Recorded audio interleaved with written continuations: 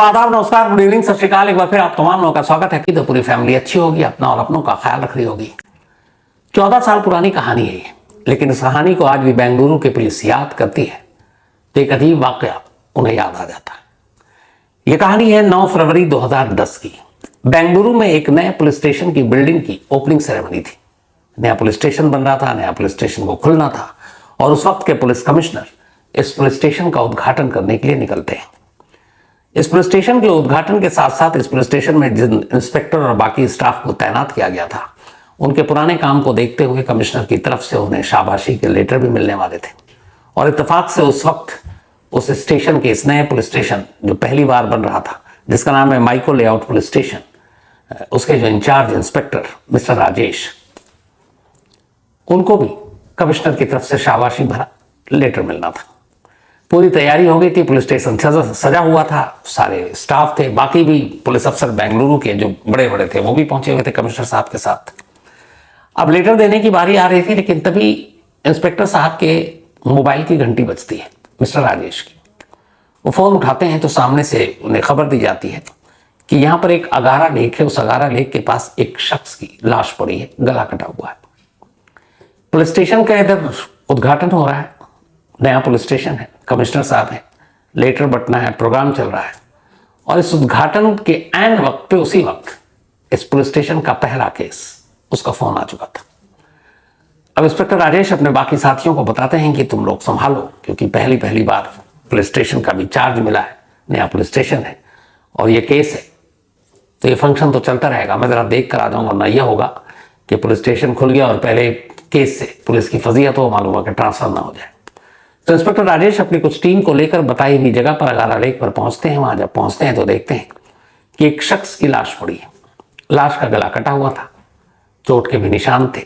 अब वो आसपास नजर दौड़ाते हैं, थोड़ी दूरी पर उन्हें सड़क किनारे, जहां पर अगारा लेक के पास लाश मिली थी, सन्नाटा था वहां पर, सड़क किनारे एक फिएट कार खड़ी थी।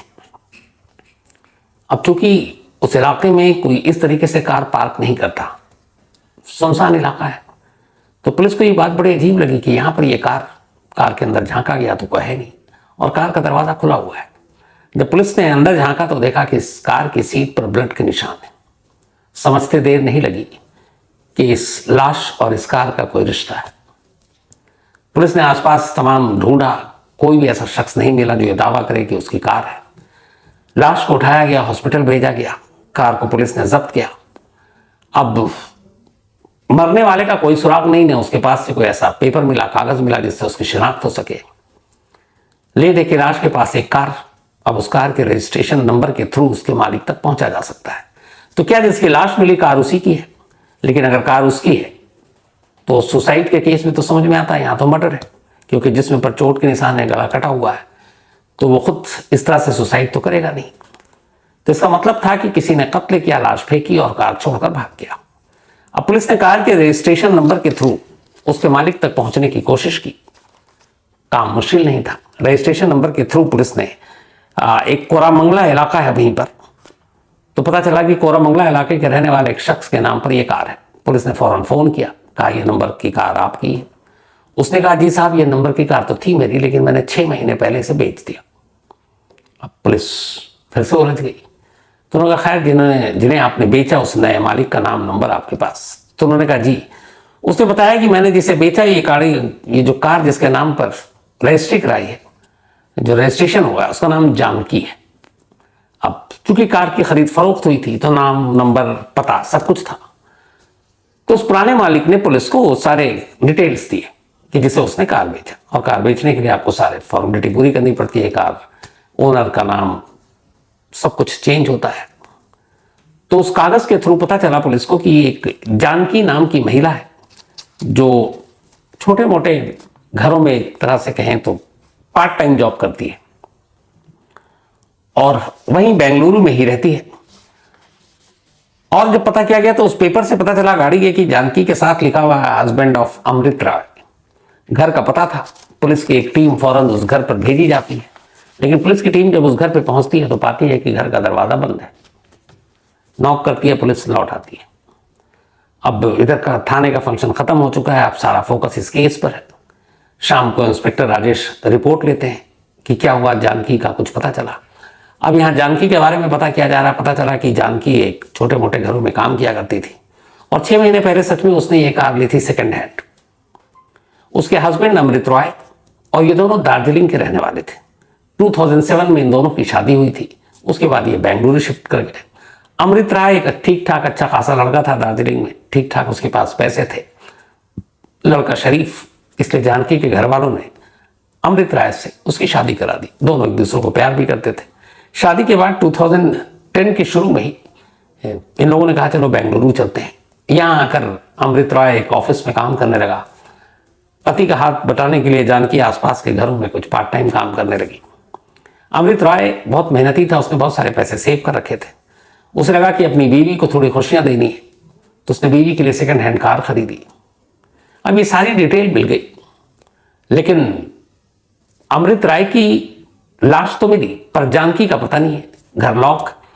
अब पुलिस के सामने सवाल यह कि क्या जानकी ने अपने हस्बैंड का कत्ल करा दिया, उसके बाद वो किसी और के साथ भाग गई, क्योंकि वो गायब है, शक उसी के ऊपर जा रहा है। रात को फिर पुलिस की टीम गई। इस बार इंस्पेक्टर राजेश ने कहा चलो मैं भी चलता हूं। आस पड़ोस के लोगों से पूछा, उन्होंने कहा वो तो यही थी, कल सभी ने देखा है। तो उन्होंने कहा कि चलो दरवाजा तोड़ देते हैं, और कोई रास्ता नहीं है। अब इंस्पेक्टर राजेश आगे बढ़ते हैं, दरवाजा तोड़ने के लिए थोड़ा सा जोर लगाते हैं, पता चला दरवाजा लॉक ही नहीं था। इससे पहले जो कांस्टेबल वहां आया था उसने सिर्फ दरवाजे पे हाथ लगाया, नॉक किया और निकल गया कि दरवाजा बंद है, जबकि वो दरवाजा खुला हुआ था। सिर्फ दोनों डोर एक साथ लगे हुए थे। इंस्पेक्टर राजेश ने हाथ मारा, दरवाजा खुल गया, अंदर गए। जब अंदर जाते हैं तो पुलिस वाले हैरान। अंदर एक कमरे में एक महिला की लाश पड़ी थी, खून से लथपथ। जब पुलिस ने आस पड़ोस के लोगों को बुलाया तो पता चला यही तो जानकी है। तो अजीब अजीब कत्ल की दास्तान है। ऐसे ही एक कत्ल जिसको लेकर बहुत सारे सवाल उठे थे अपने दौर में, वो थी Bollywood murder, Divya Bharti death case. Divya Bharti एक जानी मानी एक्ट्रेस, और कैसे उनकी मौत को लेकर यह सवाल था कि एक्सीडेंट था या फिर मर्डर, एक राज बना हुआ था। तो बॉलीवुड मर्डर में दिव्या भारती डेथ केस की पूरी कहानी आप सुन सकते हैं कोको एफएम के ऑडियो लर्निंग प्लेटफॉर्म पर। 24 घंटे के अंदर अंदर एक नए पुलिस स्टेशन का उद्घाटन हुआ, ओपनिंग सेरेमनी हुई, और पहला केस एक डबल मर्डर का। पता चला कि जानकी और उससे पहले अमृत राय, इन दोनों का कत्ल हो चुका है। अब पुलिस अभी तक जिस जानकी पर शक कर रही थी, पता चला कि वो तो खुद मकतूल है, वो तो मारी जा चुकी है। अब किसी तरीके से उनके सारे डॉक्यूमेंट्स, कागजात के जरिए इनके दार्जिलिंग का पता निकाला गया, वहां का नंबर निकाला गया, उसके बाद वहां फोन किया गया। अब ये पुलिस को भी पुख्ता करना था कि सचमुच ये दोनों अमृत राय और जानकी ही है, क्योंकि कोई और तो जानता नहीं था। तो अब दार्जिलिंग से जानकी का भाई बेंगलुरु आता है। बेंगलुरु आने के बाद दोनों की शिनाख्त करता है और बताता है कि हाँ ये उसकी बहन है और ये उसके जीजा है। पुलिस को बताता दोनों में बहुत अच्छे रिश्ते थे, दोनों में बहुत प्यार था, इतना प्यार कि अमृत ने अपनी बीवी जानकी की खुशियों का ख्याल रखते हुए उसके लिए कार तक खरीदी। उसके लिए उसने पैसे बचाए और मुंबई में वो एक प्लॉट खरीद, बल्कि बेंगलुरु में एक प्लॉट खरीदने जा रहा था। वो सेविंग करने में माहिर था और जानकी का बहुत ख्याल रखता था। अब ये सारी चीजें ही पुलिस ने घर से जो बरामदगी हुई थी वो भी दिखाई, बाकी सारी चीजें दिखाई। जब सारी चीजें उसके भाई ने देखी तो उसने कहा कि जो उसके जीजा अमृत राय है वो एक हाथ में सोने की अंगूठी पहनते थे और उसके सिस्टर के गले में एक सोने का चेन था, वो दोनों गायब है। पुलिस को लगा कि ये सच में कुछ गायब हो सकता है तो कौन करेगा। अब इसी दौरान में इन दोनों का अंतिम संस्कार बेंगलुरु में ही हो रहा है। पुलिस की टीम की मौजूदगी में अंतिम संस्कार होता है। जानकी का जो भाई है संतोष, वो दार्जिलिंग से पहुंचा था। वहां आने के बाद जो तमाम आस पड़ोस के लोग, जानकार, अमृत के ऑफिस के लोग, बाकी जिन घरों में काम करती थी जानकी, वो सभी अंतिम संस्कार में शामिल थे। अब पुलिस पूछता है कि कोई ऐसा शख्स बताओ जिसके बारे में तुम्हें शक हो। कहता नहीं साहब, वो तो बेंगलुरु में जब से हमें पता नहीं कोई दुश्मनी किसी की।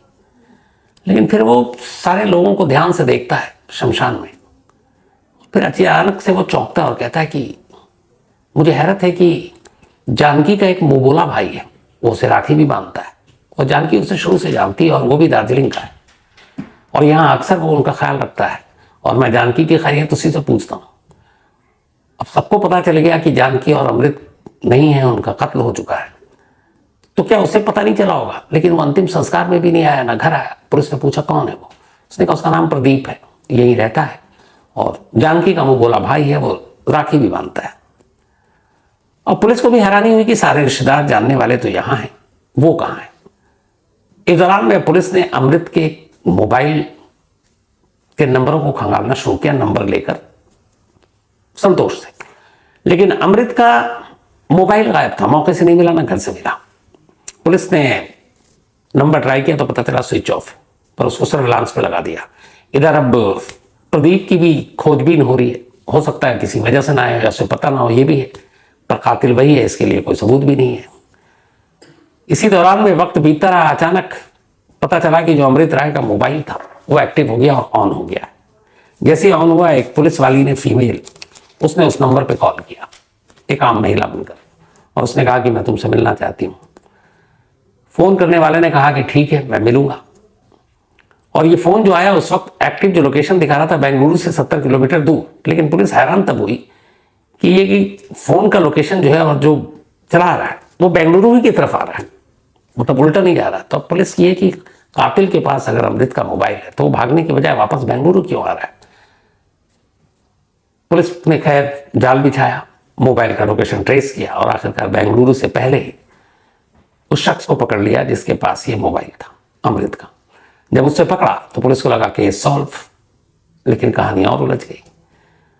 उस शख्स ने बताया कि असल में मुझे बेंगलुरु में एक टूटा फूटा फोन और एक सिम मिला था, फोन में से किसी काम का नहीं रहा था, वो मैंने फेंक दिया। सिम कार्ड मैंने उठाकर अपने मोबाइल में डाला तो देखा इसमें कुछ टॉक टाइम बचा हुआ है, तो मैंने कहा टॉक टाइम बचा हुआ, बातें कर लेते हैं फ्री का। तो बच्ची यही सोच के मैंने अपने मोबाइल में लगा लिया और फिर टॉक टाइम खत्म होता मैं सिम फेंक देता। पुलिस ने उसके बारे में सब कुछ खंगाला कि ये क्या नाम है, कहाँ है, जो भी बता रहा है। पता चला ये बंदा सच बता रहा है और ये पिछले इतने दिनों से यहाँ पे था भी नहीं। तो वो भी मामला बेकार हो गया। अब इधर प्रदीप की तलाश हो रही है, प्रदीप मिल नहीं रहा है। लेकिन तभी फिर अमृत और प्रदीप के दोस्तों की लिस्ट निकाली बेंगलुरु पुलिस ने, और जब लिस्ट निकाली तो उनमें से 3 दोस्त जो प्रदीप के बड़े खास थे और वो सारे दार्जिलिंग और आसाम के थे और बेंगलुरु में रहते थे, उनका पता चला। इनमें से एक का नाम था संतोष छत्री, एक का नाम था प्रीतम और एक का नाम था तमाम। इन लोगों को पुलिस ने उठाया और उसके बाद पूछताछ की। तीनों अलग अलग कहानी बताने लगे, लेकिन अलग अलग बैठाकर जब पुलिस ने उनको इंट्रोगेट किया और ये थोड़ा खेल खेला कि उसने तो ये कहा, उसने ये कहा, तो आपस में उनके बयान मैच नहीं कर रहे थे। पुलिस की सख्ती के बाद थोड़े से वो उसमें से एक टूट गया और उसने फिर जुर्म कबूल कर लिया और इसके बाद उसने पूरी कहानी बताई। उसने बताया कि असल में प्रदीप के कहने पर हम सब ने मिलकर उन दोनों को मारा है। वजह क्या थी मारने की? तो उसने कहा असल में ये बात थी कि अमृत राय के पास बहुत पैसा है। कुछ वक्त पहले प्रदीप राय ने ये कहा था, प्रदीप को अमृत ने, कि मेरे पास 10 लाख रुपए और है, मैं एक प्लॉट लेने जा रहा हूँ। और प्रदीप अमृत से थोड़ा सा जलन रखता था कि मैं भी उसी दार्जिलिंग से आया हूँ, मैं भी यहाँ काम करता हूँ, ये भी करता है, लेकिन इसने सेकेंड हैंड गाड़ी भी खरीद ली, प्लॉट के लिए पैसे भी है। तो उसे लगता था ये कैसे कर पाता है। बट जब उसने प्लॉट की बात की और ये कहा कि मेरे पास 10 लाख रुपए है और प्लॉट ले रहा हूँ, तब उसने पहली बार सोचा कि अगर इसको मार दूँ तो वो पैसे हम लोग बांट सकते हैं। इसने अपने दोस्तों को तैयार किया और इसके बाद 10 फरवरी को ये घर जाता है अमृत के, ये इनके सारे दोस्त। चूंकि जानकी को प्रदीप अपनी बहन मानता था, राखी बांध चुका था, वहाँ खाना वाना खाता है। उसके बाद वापसी में वो कहता है अमृत को कि मुझे अपनी कार से छोड़ दे। उसने चूंकि कुछ वक्त पहले कार ली थी। वो कहता है ठीक है। वो कार में बैठता है और उसी अगारा झील के पास एक सुनसान जगह पर कार को रुकवाता है कि मैं जरा एक वॉशरूम से आ जाऊं। अंधेरा था, सन्नाटा था। कार से उतरा, उसके बाद उनके दोस्तों ने मिलकर अचानक अमृत पर हमला कर दिया। तेजधार हथियार से उसका गला काटा और ये सब कुछ कार के अंदर किया। इसके बाद लाश बाहर निकाली, ले जाकर थोड़ा किनारे में फेंक दिया और उस कार को वहीं पर छोड़ा। और अब इन्हें यह था कि जो पैसे हैं वो तो घर में होंगे, पैसे का क्या करें। तो उन्होंने कहा जानकी को भी मारना पड़ेगा, क्योंकि जानकी वैसे भी जानती थी, यह भी पता था कि ये लोग साथ लेकर गए हैं। तो वो एक सबूत थी, गवाह थी। ये चारों फिर वापस जाते हैं जानकी के घर। वहां जाकर ये बहाना करते हैं कि अमृत को पुलिस ने पकड़ लिया क्योंकि उसके पास ड्राइविंग लाइसेंस और कार के पेपर नहीं है, तो मुझे ड्राइविंग लाइसेंस दे दो, मैं लेकर जाता हूँ। जानकी अंदर जाती है ड्राइविंग लाइसेंस लेने, इतने में पीछे से ये लोग उस पर हमला करते हैं। जब हमला करते हैं तो जानकी भी अपने डिफेंस में उनसे लड़ती है, लेकिन वो 3-4 वो अकेली कुछ देर में हार जाती है। ये लोग जानकी का भी कत्ल कर देते हैं और उसके बाद घर में सारे चीजें ढूंढते हैं, जो भी जेवर थे, कैश थे, लेकर भाग जाते हैं। इस कत्ल के बाद बाकी 3 दोस्त अलग और प्रदीप बेंगलुरु छोड़ देता और वो चेन्नई पहुंच जाता है। अब वो चेन्नई में है, चेन्नई से अब उसे जाना है दार्जिलिंग। एक बार वो अगर दार्जिलिंग पहुंच जाता तो बेंगलुरु पुलिस के मुताबिक फिर उसे पकड़ना मुश्किल था। अब ये पहुंचा चेन्नई। चेन्नई से अब इसे ट्रेन पकड़कर इसने बाकायदा रिजर्वेशन कराई और इसको जाना है दार्जिलिंग। लेकिन जब ये चेन्नई में गया, वहां एक गेस्ट हाउस में रुका, कत्ल के नेक्स्ट डे से ही अचानक रात को ये सो रहा और इसके सपने में जानकी आ रही है और सिर्फ एक सवाल पूछ रही है, मुझे इसका जवाब दे दो कि तुमने मेरा कत्ल क्यों किया, तुमने मुझे क्यों मारा। पहली रात इसे लगा कि ये वहम है, ऐसे ही है। फिर अगले दिन आया, फिर ये सो रहा है, फिर सपना आया और उसने कहा कि मुझे सवाल का जवाब दोगे, तुमने मुझे क्यों मारा। फिर ये परेशान हुआ, लगा वहम है। लेकिन फिर तीसरी रात उसने आकर फिर उससे कहा कि मुझे सवाल का जवाब दे दो कि तुमने मेरा कत्ल क्यों किया, अगर नहीं दोगे तो मैं तुम्हें यूं ही परेशान करती रहूंगी। अब इसके बाद से सुबह शाम दोपहर प्रदीप बुरी तरह से घबराने लगा, लरजने लगा, कांपने लगा। और वो जिस जगह से आया था, असम में भी उसके रिलेटिव थे, वहां भी रहा। वहां ये सारी चीजें, जादू टोना टोटका, भूत प्रेत, आत्मा, इन पे बड़ा भरोसा और बिलीव था इसको। तो इस लगा कि उसके हाथ से कत्ल तो हुआ है, अब उसकी आत्मा भूत बनकर आ रही है और अब ये मुझे छोड़ेगी नहीं। तो फिर एक रोज इतना ही डर गया कि चेन्नई में एक ट्रेन के आगे ये कूद गया खुदकुशी करने के लिए। लेकिन इत्तेफाक से कुछ लोगों ने देख लिया और ऐन वक्त पर इसे बचा लिया। खरोंची चोटें आएंगी, लेकिन ये बच गया। फिर ये वापस आया, फिर सोच रहा है, फिर सपना आ रहा है। फिर इसने तय किया, नहीं, मुझे वापस बेंगलुरु जाना है और बेंगलुरु जाकर मैं माफी मांगूंगा और उसके बाद अपने आप को पुलिस के हवाले कर दूंगा। इस दौरान में ये जो दोस्त थे इसके सारे, ये पुलिस के कब्जे में थे। ये बात प्रदीप को नहीं मालूम थी चेन्नई में। अब प्रदीप को कुछ पैसों की जरूरत थी। वो चेन्नई से फोन करता है अपने एक दोस्त को और कहता है मुझे कुछ पैसों की जरूरत है, बेंगलुरु आना है, मुझे पैसे दे दे। ये बात पुलिस तक पहुंच जाती है। अब पुलिस उसके दोस्त के जरिए उसका पूरा लोकेशन ढूंढती है।